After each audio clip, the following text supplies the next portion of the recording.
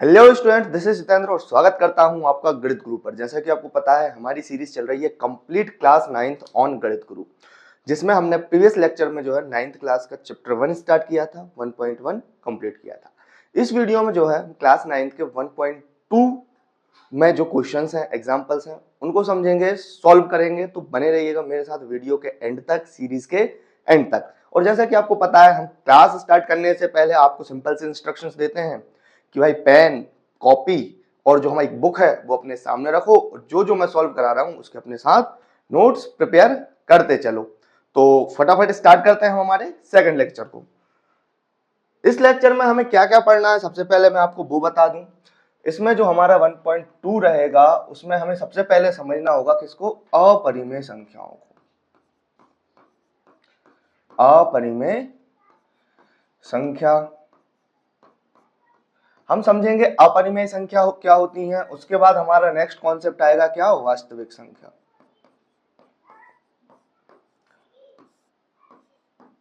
मैं आपको route chart बता रहा हूं कि हम लेक्चर में किस तरीके से आगे बढ़ेंगे। प्रीवियस लेक्चर अगर आपने देखा होगा तो उसमें भी बिल्कुल इसी तरीके से हमारी क्लास कंटिन्यू हुई थी और सेम पैटर्न पे क्लास हमारी बिल्कुल सेम पैटर्न पे लास्ट चैप्टर के लास्ट बिल्कुल जो क्वेश्चन है वहां तक सेम पैटर्न पे पूरी सीरीज चलेगी। तो बिल्कुल मत घबराइएगा कि हमारी जो वीडियोज हैं बीच में रुक जाएंगी या कोई गैप रहेगा, कोई क्वेश्चन मिसिंग रहेगा, बिल्कुल नहीं। वीडियोस जो है या सीरीज जो है बिल्कुल एंड तक, अपने आखिरी चैप्टर के आखिरी क्वेश्चन तक कंटिन्यू रहेंगी। तो बिल्कुल घबराने की बात नहीं है, आपके पूरे नोट्स प्रिपेयर होंगे। क्लियर। तो हमारा नेक्स्ट टॉपिक रहेगा क्या, वास्तविक संख्या। उसके बाद हमारा रहेगा क्या, अपरिमेय संख्याओं को, अपरिमेय संख्याओं को संख्या रेखा पर प्रदर्शित करना। क्या रहेगा, अपरिमेय जो हमारी संख्याएं रहेंगी उन्हें संख्या रेखा पर प्रदर्शित हम किस प्रकार करेंगे। ये जो है इतना है जो वो हम क्या करेंगे, हमारे 1.2 जो हमारा चैप्टर है, एक्सरसाइज है, उसमें जो है हम इतना पढ़ेंगे कि अपरिमेय संख्या क्या होती है, वास्तविक संख्या क्या होती है और अपरिमेय संख्याओं को हम संख्या रेखा पर किस प्रकार प्रदर्शित करते हैं, इसको समझेंगे। क्लियर। तो सबसे पहले हम समझते हैं भैया क्या कि अपरिमेय संख्याएं क्या होती हैं। बताओ भैया, अपरिमेय संख्या क्या क्या क्या होती है, हमें ये बताना है। इससे पहले प्रीवियस लेक्चर में आपने परिमेय संख्याओं को पढ़ा होगा। क्या पढ़ा होगा, याद आ रहा है? कुछ रिवीजन करो। अब परिमेय संख्याएं क्या होती हैं, आपने कुछ ऐसा देखा होगा, अंश बटे हर। अंश बटे हर मैंने बताया था, अंश बटे हर याद आया? किसको बताया था अंश बटे हर? पी बटे क्यू को। किसको? पी बटे क्यू को। यानी कि कौन, पी बटे क्यू यानी वे सभी संख्याएं, क्या भैया, वे सभी संख्याएं जिन्हें हम किसके रूप में लिख पा रहे थे, जिन्हें हम पी बटे क्यू के रूप में लिख पा रहे थे, वो हमारी कौन सी संख्याएं थी, वो थी हमारी परिमेय संख्याएं। कौन सी थी? परिमेय संख्याएं। याद आया कि वे सभी संख्याएं जिन्हें हम पी बटे क्यू के रूप में लिख सकते हैं, अंश बटे हर के रूप में लिख सकते हैं, भिन्न के रूप में लिख सकते हैं, वो हमारी क्या होंगी, परिमेय संख्याएं। अब अपरिमेय संख्या, देखो अ लग गया, हिंदी में हमने पढ़ा है कि किसी भी शब्द के आगे अगर अ लग जाए तो वो उसका क्या हो जाता है, विलोम हो जाता है, उल्टा हो जाता है। यानी कि वे सभी संख्याएं जिन्हें हम पी बटे क्यू के रूप में लिख पा रहे हैं, वे तो हो गई हमारी कौन सी, परिमेय। यदि हम इन्हें पी बटे क्यू के रूप में नहीं लिख पा रहे हैं, किसके रूप में, पी बटे क्यू के रूप में नहीं लिख पा रहे हैं, हम एक भिन्न के रूप में परिवर्तित नहीं कर पा रहे हैं, तो वो सभी क्या हो जाएंगी, हमारी अपरिमेय संख्याएं। क्या हो जाएंगी? अपरिमेय संख्याएं। तो इनकी हम डेफिनेशन क्लियर करते हैं। सबसे पहले परिमेय संख्या और अपरिमेय संख्याओं में अंतर आप समझ गए होंगे। जरा अपन इनकी डेफिनेशन लिखते हैं कि वे सभी संख्याएं, वे सभी, ये जो डेफिनेशंस मैं लिखवा रहा हूं इनको आप अपनी नोटबुक में नोट करते रहिएगा भैया। वे सभी संख्याएं जिन्हें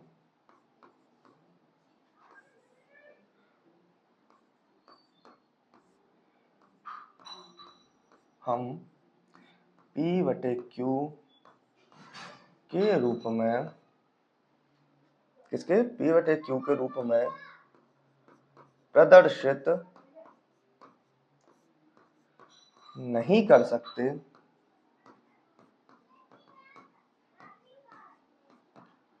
अपरिमेय संख्याएं अपरिमेय संख्याएं कहलाती हैं। क्या कहलाती हैं?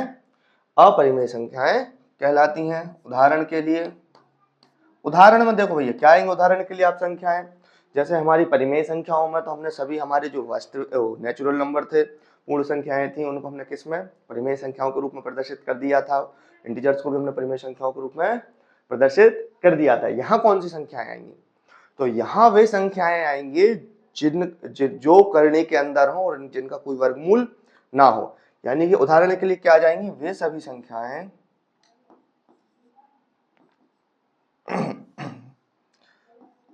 वे सभी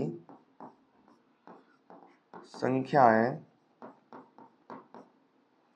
जिनका वर्गमूल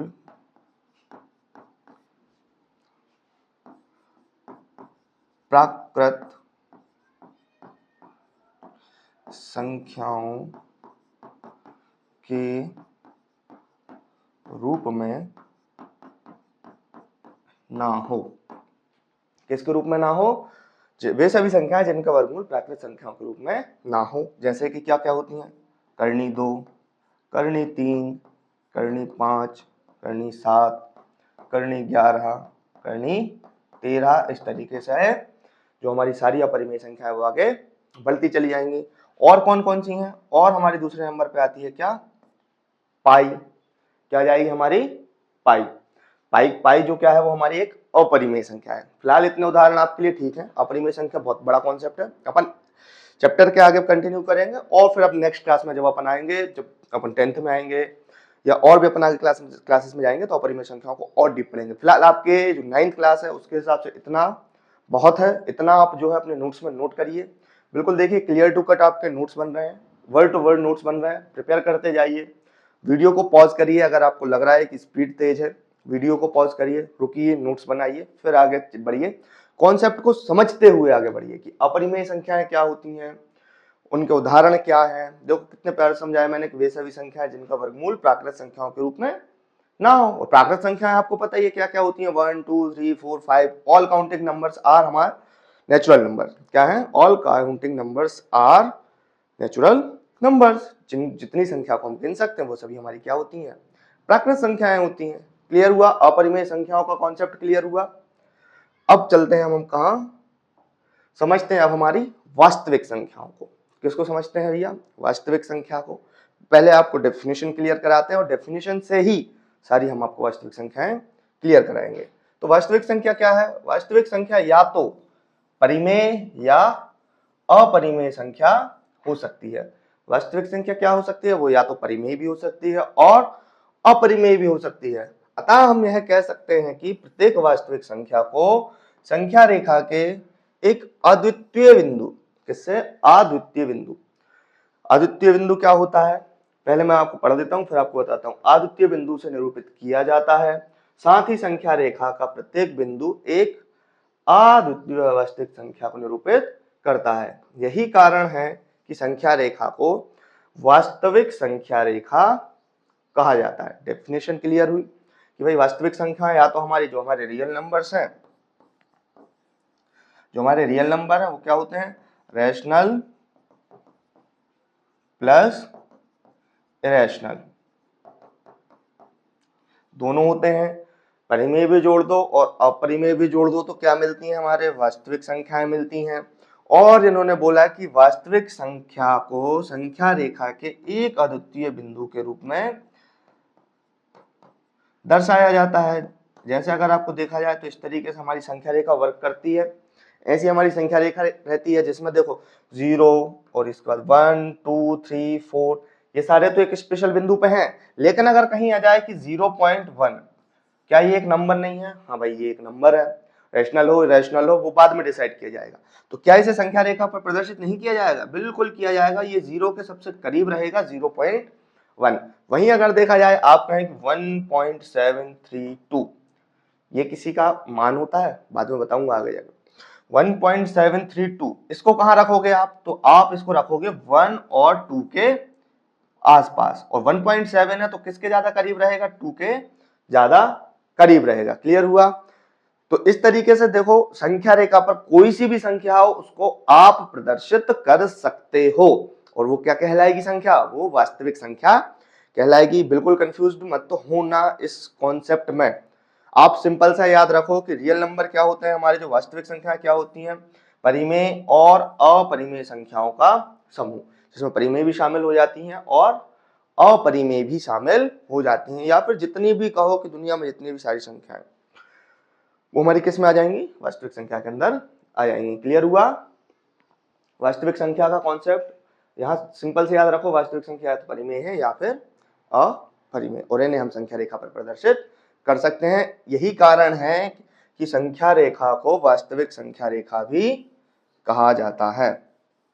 इसी कारण से हम संख्या रेखा को क्या कहते हैं, वास्तविक संख्या रेखा भी कहते हैं। क्लियर। अब जरा हम क्वेश्चंस देख लें, एग्जांपल्स देख लें। पहला और दूसरा एग्जांपल जो है हमने 1.1 जब हम कर रहे थे, 1.1 एक्सरसाइज हम कंटिन्यू कर रहे थे, तब जो है हमने पहला और दूसरा एग्जांपल जो हमने कर लिया था। अब हम देखते हैं हमारे किसको, तीसरे एग्जांपल को। किसको देखते हैं, तीसरे एग्जांपल को। और तीसरा एग्जांपल हमसे क्या कह रहा है कि भैया संख्या रेखा पर कर्णी 2 का स्थान निर्धारण करो। संख्या रेखा पर हमें क्या करना है, जो हमारा √2 है उसका स्थान का निर्धारण करना है। कैसे करेंगे, सबसे पहले इसका निर्धारण करने के लिए हमें संख्या रेखा बनानी होगी, और उससे भी पहले एक नया कॉन्सेप्ट समझना होगा, उसे हम कहेंगे क्या, यहां आपको समझाते हैं, उसे हम कहेंगे पाइथागोरस प्रमेय। क्या कहेंगे भैया, पाइथागोरस प्रमेय। क्या कहेंगे हम इसे, पाइथागोरस प्रमेय। पाइथागोरस प्रमेय कहाँ काम करता है, पाइथागोरस प्रमेय काम करता है त्रिभुज पर। और कौन से त्रिभुज पर, पाइथागोरस काम करता है समकोण त्रिभुज पर। किस पर काम करता है, समकोण त्रिभुज पर। समकोण त्रिभुज क्या होता है, ये वह कोण जिसका हमारा एक कोण, वह त्रिभुज जिसका हमारा एक कोण 90 डिग्री का हो, क्या कहलाता है, समकोण त्रिभुज कहलाता है। और इस समकोण त्रिभुज की 3 भुजाएं होती हैं, जिन्हें हम कहते हैं क्या, जो देखो सीधी सीधी भुजा है इसे हम कहते हैं लंब, और जो नीचे होती है उसे हम कहते हैं आधार, और बची हुई भुजा को हम कहते हैं क्या, कर्ण।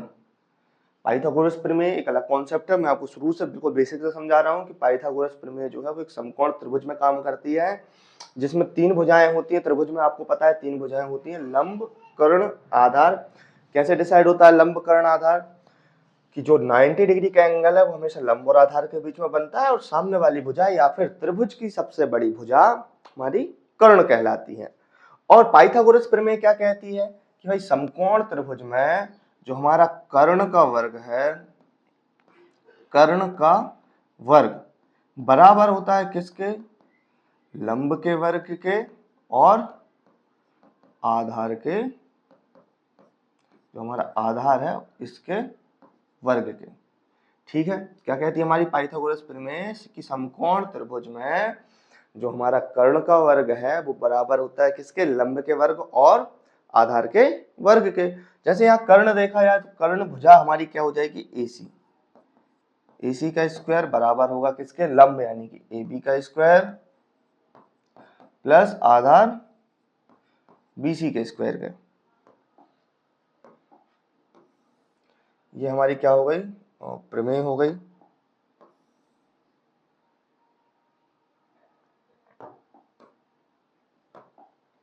इसको आप ध्यान रखिएगा। इसी के अनुसार जो है हम आगे के जितनी भी हमारी अपरिमेय संख्याएं हैं उनको संख्या रेखा पर प्रदर्शित करेंगे। क्लियर हुआ।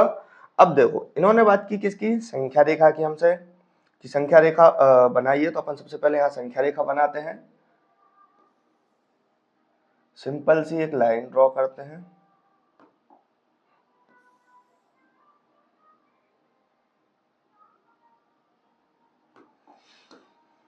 संख्या रेखा पर इसको प्रदर्शित करने के लिए सबसे पहले हमें क्या संख्या रेखा तो चाहिए होगी, तो संख्या रेखा बनाते हैं। संख्या रेखा बनाने के लिए यहाँ इसके सेंटर में ले लेते हैं हम 0। ये हो गया हमारा 1, ये हो गया 2, ये हो गया 3, ये हो गया 4। इस तरीके से आगे बढ़ेंगे।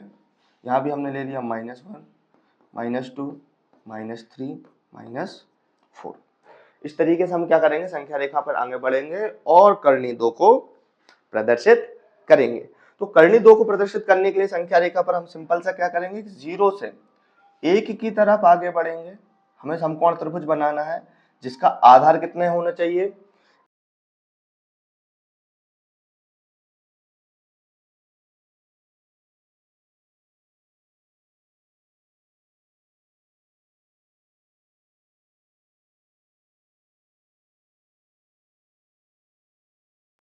जिसका आधार कितना होना चाहिए, 1 सेंटीमीटर का होना चाहिए और लंब भी कितने सेंटीमीटर का होना चाहिए, 1 सेंटीमीटर का होना चाहिए। कितने सेंटीमीटर का होना चाहिए, आधार भी 1 सेंटीमीटर का रहे और लंब भी 1 सेंटीमीटर का रहे, तब हमें कर्ण का मान कितना मिलेगा, तब हमें कर्ण का मान कितना चाहिए, तब हमें मिलेगा कर्ण का मान √2। कैसे, इसको देखते हैं। इसको हम नाम दे देते हैं O, इसको दे देते हैं A, इसको दे देते हैं B, और इस क्वेश्चन को हम क्या करते हैं, सॉल्व करते हैं।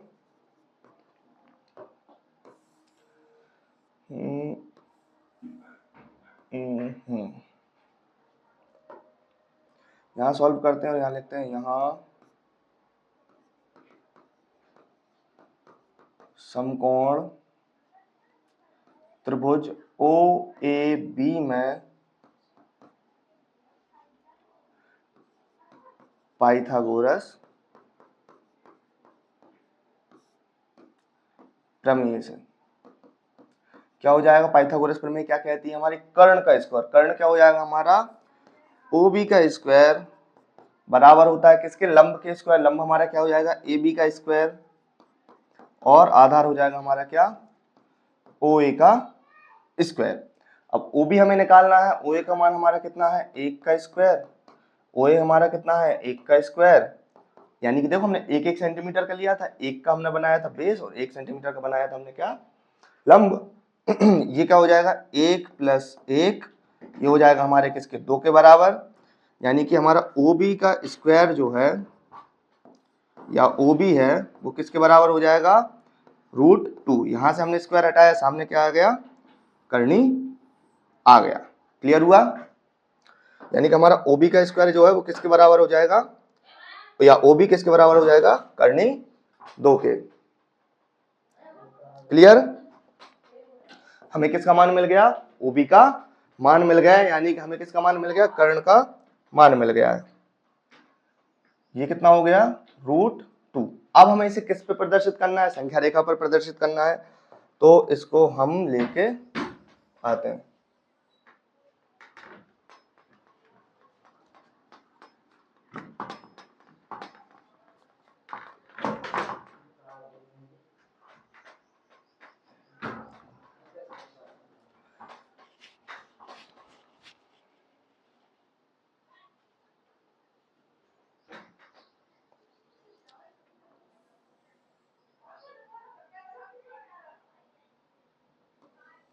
इसको रखते हैं हम कहाँ, साइड में, और जो हमारी संख्या रेखा है इसको हम लेके आते हैं वापस।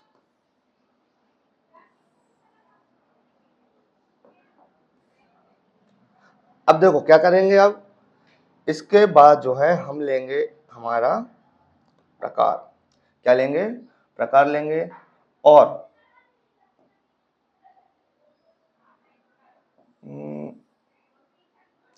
इसको हम रखेंगे कहाँ, इसके, और इसको हम बढ़ाएंगे कहाँ तक,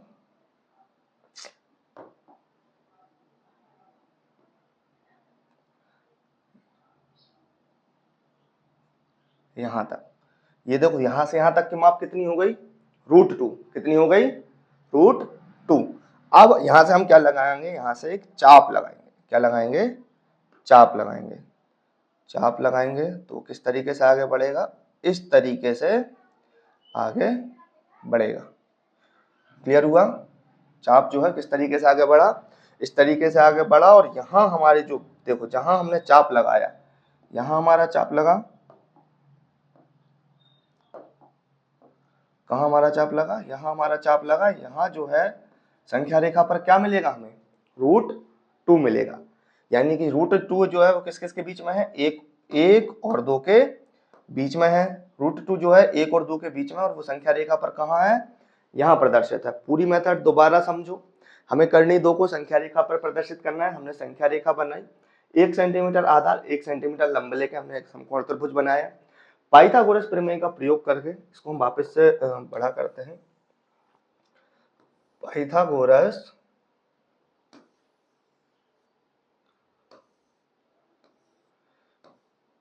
प्रमेय का हमने प्रयोग करके क्या किया, जो हमारा कर्ण का मान था वो निकाला। उसके बाद हमने प्रकार की सहायता से एक कर्णी 2 माप का एक चाप लगाया और कर्णी 2 को हमने संख्या रेखा पर प्रदर्शित कर दिया। क्लियर हुआ? तो इस तरीके से ये जो हमारा क्वेश्चन है वो सॉल्व हुआ और यहाँ आ गया हमारा क्या, फाइनल आंसर।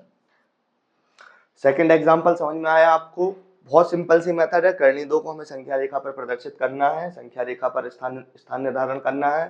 तो संख्या रेखा पर स्थान निर्धारण करने के लिए सबसे पहले संख्या रेखा बनाई, उसमें हमने 1 सेंटीमीटर आधार और 1 सेंटीमीटर लंब लेके क्या किया, वो हमने समकोण त्रिभुज बनाया। समकोण त्रिभुज बना के पाइथागोरस प्रमेय करके हमने कर्ण का मान याद किया जो कि आया कितना, √2।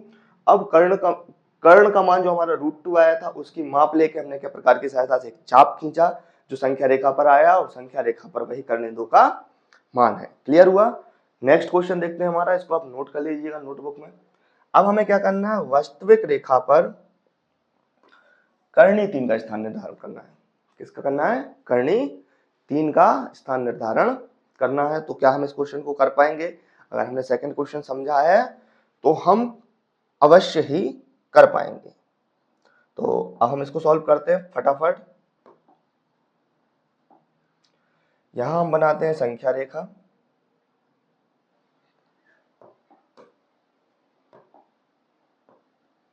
संख्या रेखा में एक हम सेंटर पॉइंट लेते हैं 0, यहाँ जाएगा हमारा 1, यहाँ जाएगा 2, 3, 4 एंड 5,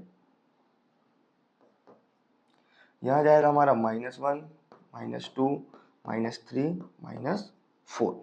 अब हमें किसको करना है, हमें कर्णी 3 को प्रदर्शित करना है। किसको करना है, कर्णी 3 को प्रदर्शित करना है। तो यहाँ आप सिंपल सा कॉन्सेप्ट रखिए कि हमें जितने को प्रदर्शित करना है, कितने को, कौन से नंबर को प्रदर्शित करना है, जिस नंबर को प्रदर्शित करना है, जैसे 3 है तो उससे एक कम, कितना, उससे एक कम को क्या करना है, हमें बेस बनाना है। और उसका क्या रहेगा, बेस में रूट रहेगा। जैसे कि हमें सिंपल से याद रखो, एक कॉन्सेप्ट याद रखो, √n-1, इसको क्या करना है, हमें बेस बनाना है। किसको बनाना है, √n-1 को, इसको हम बनाएंगे बेस। और हाइट हमेशा रहेगी हमारी कितनी, 1 सेंटीमीटर। तो हमें जो है क्या, जो हमारी नेक्स्ट संख्या है उसका जो है संख्या रेखा पर मान प्राप्त हो जाएगा। कैसे, समझो। यहाँ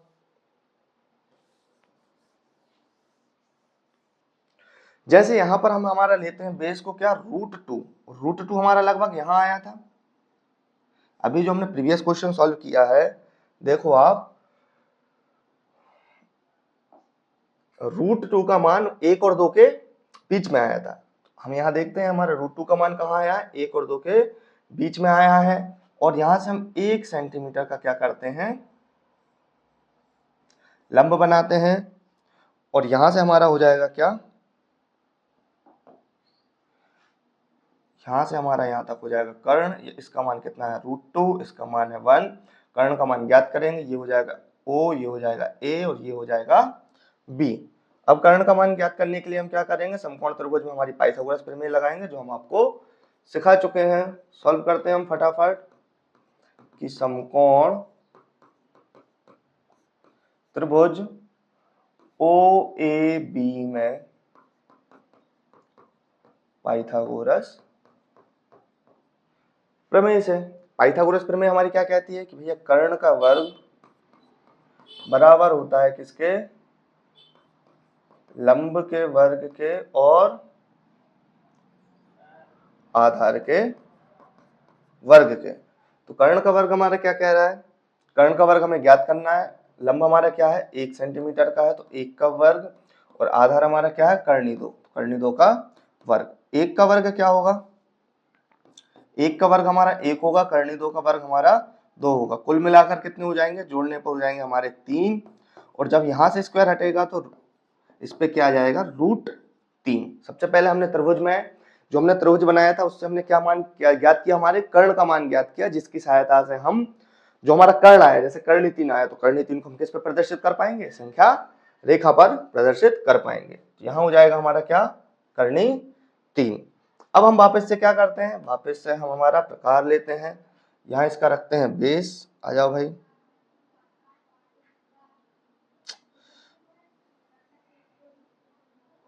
ये रखा अपन ने पिन पॉइंट,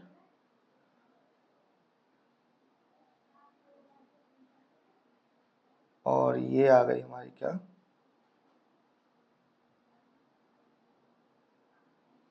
पेंसिल। देखो इतनी माप का हमने क्या कर्णी 3 माप का हमने क्या एक चाप लगाएंगे, कर्णी 3 माप का हम क्या करेंगे एक चाप लगाएंगे। और ये देखो कर्णी 3 माप का हमने चाप लगाया, ये कहाँ मिला हमें 1 और 2 के बीच में मिला, लेकिन 2 के करीब में मिला। कहाँ मिला 1 और 2 के बीच में मिला, लेकिन हमें वो 2 के करीब में मिला। तो ये क्या हो जाएगा हमारा, ये जो लोकेशन है हमारी, ये हो जाएगी हमारी √3 की संख्या रेखा पर। ये हमारी लोकेशन क्या हो जाएगी √3 की संख्या रेखा पर। अतः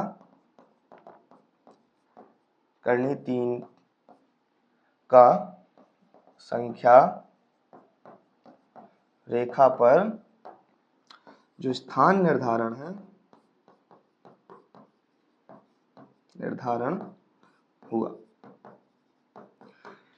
समझ में आया, सिंपल सा कॉन्सेप्ट रखना है अपन को कि जो जिसका भी रूट निकालना है उससे एक कम पहले, जैसे 3 का निकालना था तो अपन ने कर्णी 2 को बेस बनाया, 4 का निकालना होगा तो अपन कर्णी 3 को बेस बनाएंगे, 5 का निकालना होगा तो अपन कर्णी 4 को बेस बनाएंगे। इस तरीके से हम क्या करेंगे, जो संख्या रेखा पर है, जो पाइथागोरस प्रमेय की सहायता से अपरिमेय संख्याओं को या रूट वाली संख्याओं का जो हम संख्या रेखा पर निर्धारण कर पाएंगे। क्लियर, सेकंड एग्जांपल सॉल्व हुआ।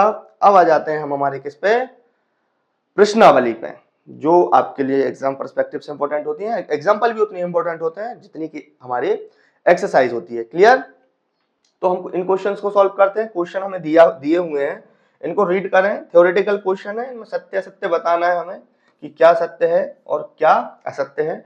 इनके कारण के साथ अपने उत्तर देना है। क्या करना है, इनका कारण के साथ अपन को उत्तर देना है। इसमें बोला है क्या प्रत्येक जो हमारी अपरिमेय संख्या है वो वास्तविक संख्या होती है।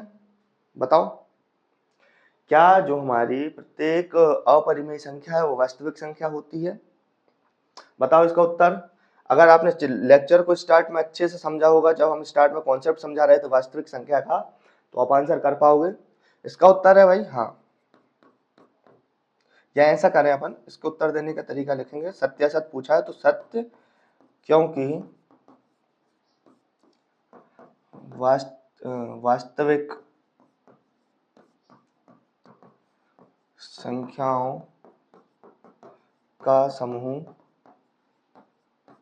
परिमेय व अपरिमेय संख्याओं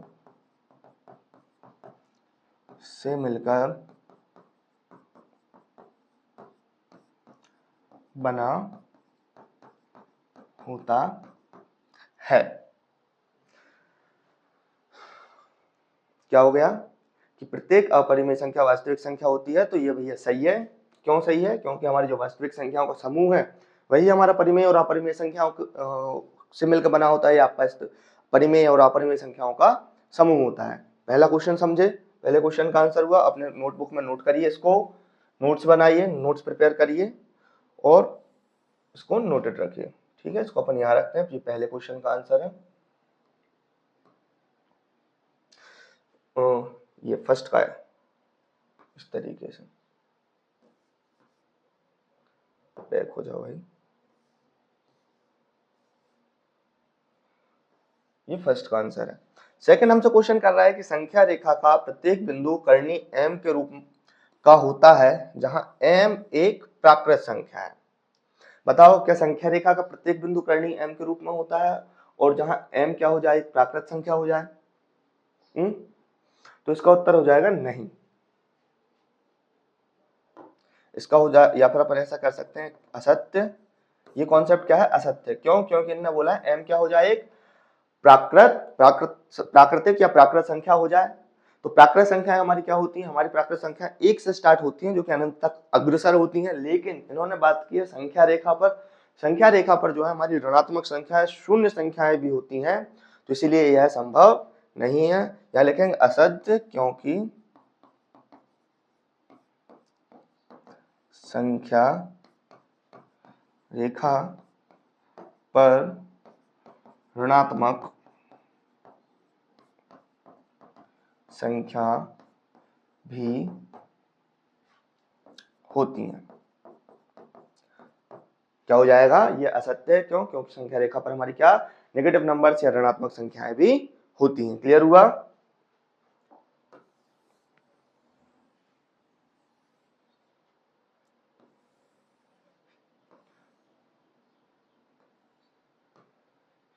अब थर्ड क्वेश्चन हमसे कह रहा है कि प्रत्येक वास्तविक संख्या एक अपरिमेय संख्या होती है, क्या ये सही है? क्वेश्चन हमसे कह रहा है बताओ भाई कि प्रत्येक वास्तविक संख्या एक अपरिमेय संख्या होती है। बताओ, आंसर करो। फर्स्ट क्वेश्चन को देखो इसके, या हमने जो फर्स्ट में वास्तविक संख्या का कॉन्सेप्ट बताया था उसको देखो और आंसर करो। होती है या नहीं होती? दिमाग चलाओ, दिमाग चलाओ, आंसर अपने हिसाब से नोट करने का प्रयास करो। होती है या नहीं होती प्रत्येक वास्तविक संख्या जो है एक अपरिमेय संख्या? तो इसका आंसर है भैया नहीं। ये भी क्या हो जाएगा हमारा? असत्य हो जाएगा। इसका सिंपल सा है कि वास्तविक संख्याओं के समूह में परिमेय संख्याएं भी सम्मिलित होती हैं। क्या होती हैं? वास्तविक संख्याओं के समूह में जो है हमारी परिमेय संख्याएं भी सम्मिलित होती हैं। तो भाई प्रत्येक वास्तविक संख्या परिमेय कैसे हो सकती है? तीन क्वेश्चन समझे, तीनों में हमें सत्य सत्य और उनका कारण बताना था। तीनों किए हमने नोट। अपने नोट्स में प्रिपेयर करिए, नोट करिए, बुक से समझिए और नेक्स्ट क्वेश्चन की तरफ आगे बढ़िए। नेक्स्ट क्वेश्चन हमसे कह रहा है क्या सभी धनात्मक पूर्णांकों के वर्गमूल अपरिमेय होते हैं? यदि नहीं तो एक ऐसी संख्या का वर्गमूल का उदाहरण दीजिए जो एक परिमेय संख्या हो। क्या हो? हमें एक ऐसी संख्या का उदाहरण देना है, एक ऐसी संख्या के वर्गमूल का उदाहरण देना है जो क्या हो, एक परिमेय संख्या हो। तो क्या सबसे पहली बात तो हमें इसके जो क्वेश्चन है उससे एग्री करना है, एग्री होते हैं या नहीं होते। तो क्वेश्चन ने हमसे कहा है कि सभी जो धनात्मक पूर्णांक हैं उनके जो वर्गमूल हैं वो अपरिमेय होते हैं। तो अपन इसके जो क्वेश्चन है या इसके जो कॉन्सेप्ट है वो एग्री नहीं करते। नहीं, सभी धनात्मक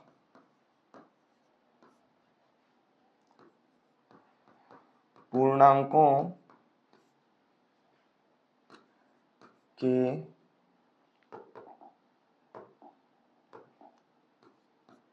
वर्गमूल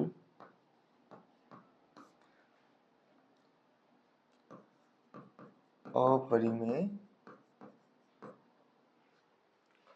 नहीं होते हैं। क्या सभी धनात्मक पूर्णांकों के वर्गमूल अपरिमेय नहीं होते हैं? अब इनने मांगा है हमसे क्या, उदाहरण। देखो उदाहरण में धनात्मक जो पूर्णांक है वो हमारे क्या क्या हो जाएंगे।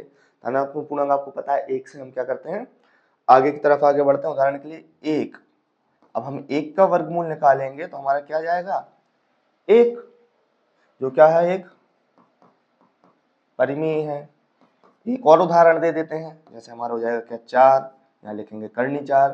कर्णी चार का हमारा वर्गमूल क्या हो जाएगा, दो, जो क्या है एक परिमेय संख्या है।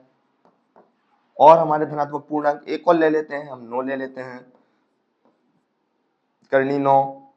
जिसका वर्गमूल क्या आ जाएगा 3 आ जाएगा, जो कि क्या है एक परिमेय संख्या है। क्या है? एक परिमेय संख्या है।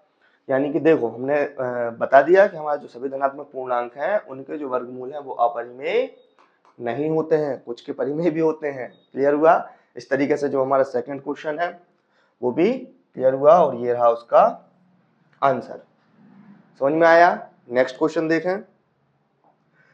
नेक्स्ट क्वेश्चन कह रहा है हमसे दिखाइए कि संख्या रेखा पर कर्णी 5 को किस प्रकार निरूपित किया जाएगा। एग्जाम्पल में हमने कर्णी 2 कर्णी 3 को देखा, अब बारी आती है किसकी? कर्णी 5 की। और सिंपल सा कॉन्सेप्ट रखना है हमें कि हमें जो बेस रखना है वो हम कितना रखेंगे, जो यहाँ संख्या दी रहती है, यानी कि n का मान हो जाएगा 5 माइनस 1, वो भी किसमें? रूट में। तो 5 माइनस 1 यानी कर्णी 4, और कर्णी 4 का वर्गमूल कितना होता है? 2। कर्णी 4 का मान कितना होता है हमारा? 2 होता है। सिंपल सा है, बहुत पहले से पढ़ते आ रहे हो आप, बचपन से ही पढ़ते आ रहे हो। तो इसको अपन सॉल्व करते हैं। इसके लिए सबसे पहले हम सिंपल सा कॉन्सेप्ट क्या करते हैं, हम जब इस प्रकार का क्वेश्चन सॉल्व करते हैं सबसे पहले हम बनाते हैं संख्या रेखा को। क्या करते हैं? हम बनाते हैं संख्या रेखा को। संख्या रेखा बना लेते हैं भैया। संख्या रेखा बनाते समय एक सेंटर पॉइंट रखना होता है 0, फिर आगे बढ़ते हैं 1 2 3 4 5 6, इस तरीके से आगे बढ़ते हैं। यहाँ करते हैं तो -1 -2 -3, इस तरीके से हमें क्या करना है? आगे बढ़ना है। और हमें क्या करना है? कर्णी 5 को प्रदर्शित करना है। तो कर्णी 5 को प्रदर्शित करने के लिए हम बेस कहाँ तक ले जाएंगे? बेस जाएगा हमारा 2 तक। अभी हमने आपको समझाया ना किस तरीके से हम 2 पे पहुंचे।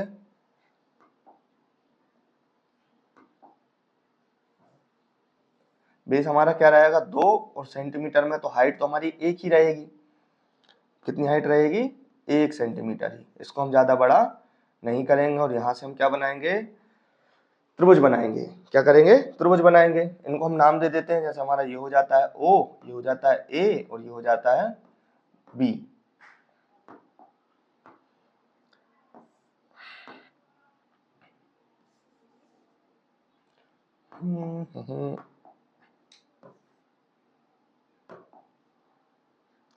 ये हमारा क्या हो जाता है? A, और ये B है ही। और इसका मान कितना है भैया? इसका मान है हमारा 2। ये कितना है? 2। ये कितना है? 1। ये हमें ज्ञात करना है। तो इसके लिए हम क्या करते हैं? सॉल्व करते हैं। और सॉल्व में हम क्या करते हैं? समकोण त्रिभुज OAB में सिंपल से एक थ्योरम है, सीखते आ रहे हैं, पाइथागोरस प्रमेय। क्या लगाते हैं हम? पाइथागोरस प्रमेय लगाते हैं। पाइथागोरस प्रमेय लगाएंगे तो हमारा क्या हो जाएगा? कर्ण। कर्ण हमारा क्या है? OA का स्क्वायर बराबर होगा लंब के स्क्वायर यानी कि AB, और बराबर होगा प्लस होगा किसके? OB के स्क्वायर के। OA का मान हमें ज्ञात करना है। देखो अगर हम इसका मान ज्ञात कर लेंगे और यदि इसका मान √5 आता है तो इसकी सहायता से हम क्या कर सकते हैं? कर्णी 5 को संख्या रेखा पर प्रदर्शित कर सकते हैं। तो OA का मान क्या हो जाएगा? निकालना है हमें। OB का मान कितना है? 2, तो 2 का वर्ग। OB का मान कितना है हमारा? AB का मान है हमारा 1, और OB का मान है हमारा कितना? 2। 1 का वर्ग और 2 का वर्ग, तो 1 + 2 और 2 4, 2 दूनी 4, यहाँ जोड़ने पर जाएगा 5। तो OA का वर्ग, यहाँ OA का मान कितना हो जाएगा? कर्णी 5। OA का मान हमारा क्या आ गया? कर्णी 5 आ गया। यानी कि स्पष्ट हुआ कि इसका मान क्या आ जाएगा? कर्णी 5 आ जाएगा। अब हम इसको क्या करेंगे? जो हमारा प्रकार है उसकी सहायता से चाप लगाएंगे और इसे सिंपली हम किस पे? संख्या रेखा पर प्रदर्शित कर देंगे। क्या कर देंगे? इसे हम सिंपली संख्या रेखा पर प्रदर्शित कर देंगे। तो ये रहा। अब यहां से अपन क्या करते हैं? चाप लगाते हैं। अरे लग जा भाई। ये हमने क्या किया? चाप लगाया। सिंपल देखो आप, हमारा चाप कहाँ आया? ये रहा हमारा चाप, इस पॉइंट पे आया। ये हमारा मान क्या है? कर्णी 5।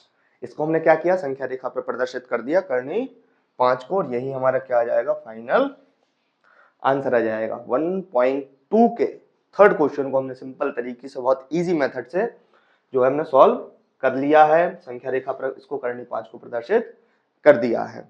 क्लियर।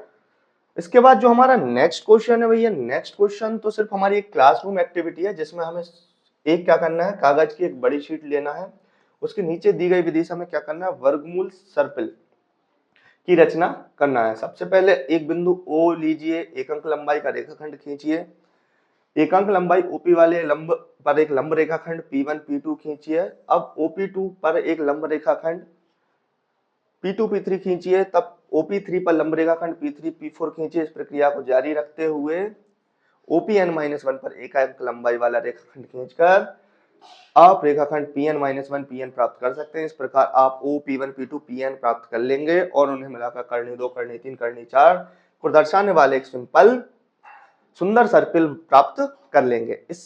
ये वाला क्वेश्चन सिंपल है, ये एग्जाम पर्सपेक्टिव से बिल्कुल भी इंपॉर्टेंट नहीं है, एग्जाम में आने की कोई संभावना नहीं रखता, या यूं कहें आता ही नहीं है। इसमें हमको क्या करना है, सिंपल जो अभी हमने संख्या रेखा पर करनी वाली संख्याओं को जैसे करनी 2 करनी 3 करनी 4 को प्रदर्शित किया, उसी प्रकार हमें रेगुलर प्रदर्शित करते जाना है, तो एक हमें सर्पिल आकृति प्राप्त हो जाएगी। सिंपल सा है, एक मैं छोटा सा समझा देता हूं। जैसे हमने क्या किया, इस तरीके से लिया, यहां मान के चलो ये हमारा क्या हो जाएगा, 1 है और ये हमारा क्या हो जाएगा, √2।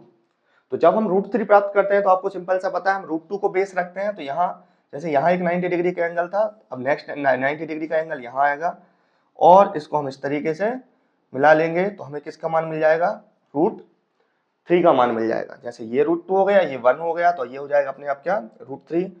फिर यहाँ से ले लेंगे हम 90 डिग्री का एंगल और इसको इससे मिला देंगे, तो यहाँ से हमें क्या मिल जाएगा, √4 की वैल्यू मिल जाएगी। ये रहेगा 1, ये हो जाएगा हमारा √4। इस तरीके से क्या करना है, हमें से आगे कंटिन्यू करना, कोई इंपॉर्टेंट सवाल नहीं है। बाकी अगर आप चाहें तो इसको कंटिन्यू कर सकते हैं और आप हमारे टेलीग्राम ग्रुप पे इसकी फोटो सेंड कर सकते हैं कि देखिए सर कितनी सुंदर आकृति हमने बनाई आपकी सिखाई हुई मेथड से। तो इस तरीके से जो है हमारा 1.2 भी हमारा एंड होता है। 1.2 में हमने क्या क्या किया, एक बार फटाफट रिवीजन कर लेते हैं। 1.2 में हमने देखा कि हम क्या क्या पढ़ेंगे सबसे पहले, उसके बाद जो है हमने अपरिमेय संख्याओं को समझा, उसके बाद हमने वास्तविक संख्या को समझा, उसके बाद हमने एग्जाम्पल 3, एग्जाम्पल 4, फिर 1.2 के जो first question, second question, third question और फोर्थ क्वेश्चन को भी समझा। और इस तरीके से हमने जो हमारा चैप्टर 1 है संख्या पद्धति, उसमें हमने एक एक्सरसाइज और कंप्लीट कर ली है। आपको ये वीडियो कैसी लगी है या सीरीज कैसी लग रही है, आप कमेंट सेक्शन में बताइएगा। कोई भी डाउट होता है, कोई भी सुधार की संभावना होती है, तो कमेंट सेक्शन आपके लिए ओपन है। आप कमेंट करिए कि सर हमें ये कॉन्सेप्ट यहाँ समझ में नहीं आया, आप इसे नई मेथड से समझाइए। नेक्स्ट लेक्चर से आपको वो मेथड मिलेगी। क्लियर होता है? तो आज की वीडियो के लिए बस इतना ही। Thank you.